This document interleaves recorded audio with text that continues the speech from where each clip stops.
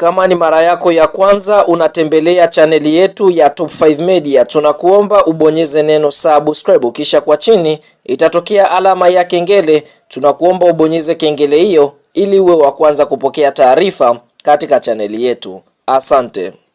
Bwana, dakika 90 za mchezo wa ligi kuu ya NBC Tanzania bara zimeweza kutamatika. Mchezo kati ya Singida Black Stars dhidi ya timu ya Simba Sports Club, mchezo ambao kiukweli ulikuwa ni miongoni mwa michezo mizuri licha ya kuwa na matukio tata ambayo yaliweza kutokea ndani ya mchezo huo. Mnyama ameweza kuibuka na ushindi wa chuma 2-1 na kuweza kuondoka na alama zote 3 kibindoni mbele ya timu ya Singida Sports Club wakiwa ugenini. Mabao mawili kutokea kwenye timu ya Simba yakifungwa na wachezaji wawili tofauti. Bao la kwanza likifungwa na mchezaji Anicent Eura, bao la uongozi lilofungwa dakika za mapema kabisa, dakika ya 7 ya mchezo, huku bao la pili likifungwa kwenye dakika za jioni, dakika 85 na mchezaji Elie Mpanzu, na kufanya Mnyama aweze kupata ushindi wa chuma 2-1 dhidi ya Singida Black Stars, ambao wao bao pekee likifungwa na mchezaji wao Mosi, na kuwafanya waweze kujipatia angalau goli la kufutia machozi. Sasa kwenye mchezo huu hapa kulikuwa kuna matukio mengi tata ambayo yameweza kutokea ndani ya dakika 90.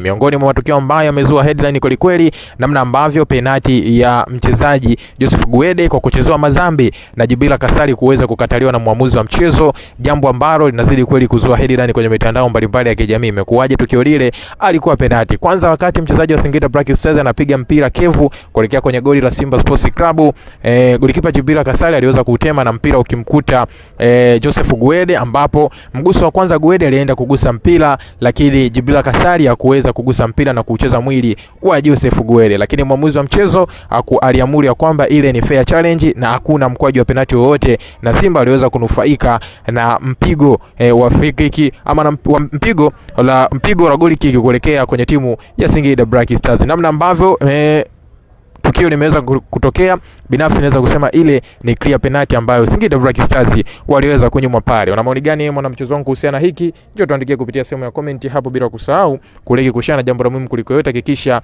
unakwenda kusubscribe channel yetu.